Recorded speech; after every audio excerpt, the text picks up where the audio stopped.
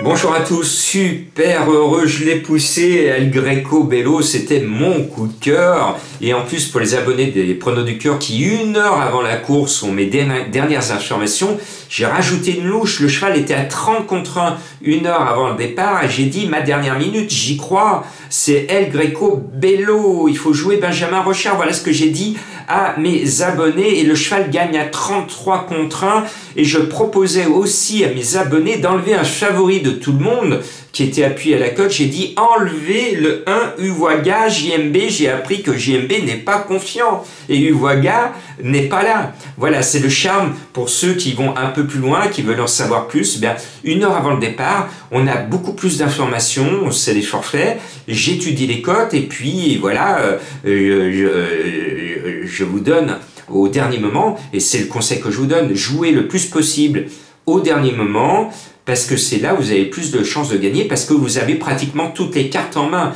La veille, vous n'avez pas toutes les cartes en main. 1 heure avant le départ, oui. Et d'ailleurs, les joueurs professionnels jouent de grosses sommes d'argent dans les 5 dernières minutes. À la Maigret, dans les 5 dernières minutes, ils jouent cela.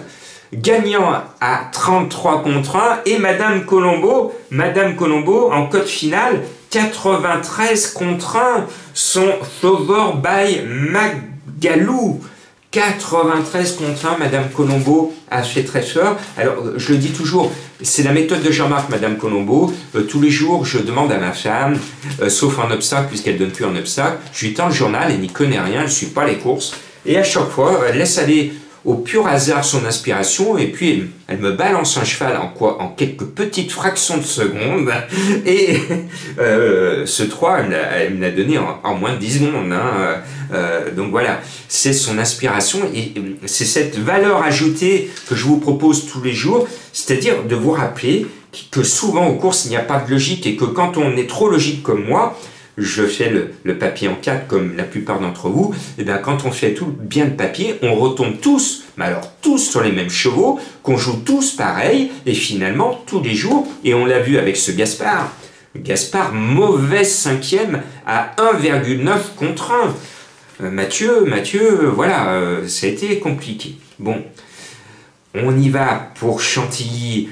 Je vois un cheval qui répond à une méthode, les chevaux non rigolos, le 10, tant pis pour eux, monté par Soumillon.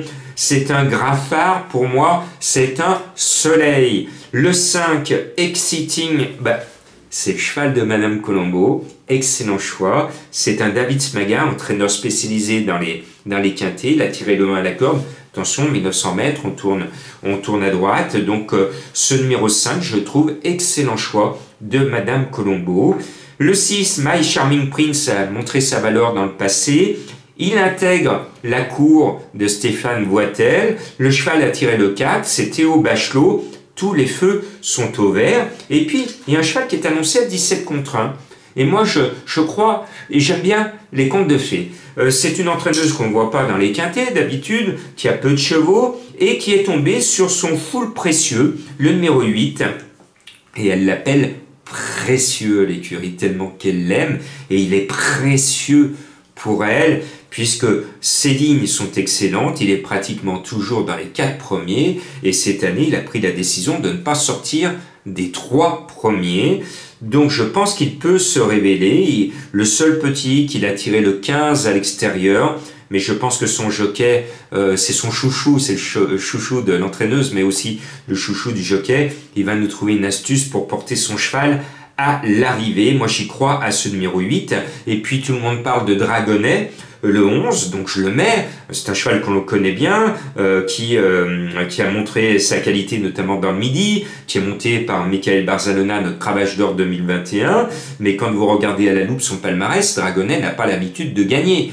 Donc comme il n'a pas l'habitude de gagner, je ne le joue pas gagnant, je le mets un peu bas 5e parce que il a une forte probabilité dans les 5, mais c'est loin d'être un coup sûr gagnant. Et puis en haut de tableau, le meilleur, il a un coup de rein quand il veut le mettre, il a un coup de rein de cheval classique, c'est le 1 Chastelet qui malgré sa lourde charge et avec l'aide de Maxime Guyon est toujours capable de compléter la bonne arrivée. Même remarque pour le 2 Koshenko qui a raté son meeting de Cagnes, parce que Prodhomme, il aime bien faire sa semi-retraite là-bas à Cagnes, au soleil, et puis normalement, ses chevaux doivent gagner à Cagnes. Et là, il n'a pas gagné cette année à Cagnes. Donc, objectif, pas atteint, donc il peut se racheter ici avec l'aide d'Eddy Ardouin. Normalement, cette année, il devrait gagner encore son quintet. Et puis en bas de tableau, comme Monsieur Baron, vous vous en souvenez, j'avais mis le préféré de Baron, qui en plus, Monsieur Baron montait son cheval, et c'est le tocard de ce même entraîneur qui casse la baraque et qui finit quatrième. Heureusement, ce jour-là, je vous donne le tiercé. Et bien là, je mets le tocard de chez Wattel, qui est à 17 contre 1, le 15 Jucifer. Comme ça, je suis couvert, j'ai mis les deux Wattel, et si M. Wattel a décidé de faire rentrer le tocard de son entraînement, bingo, il est dans ma sélection. Voilà, donc heureux de voir mes méthodes frapper un grand coup ce mardi. Coup de cœur dernière minute pour mes abonnés gagnante et le choix de Madame Colombo à 93 contre 1. Je sais que vous êtes nombreux à suivre Madame Colombo. Merci à tous ces inspecteurs qui le regardent avec attention son cheval.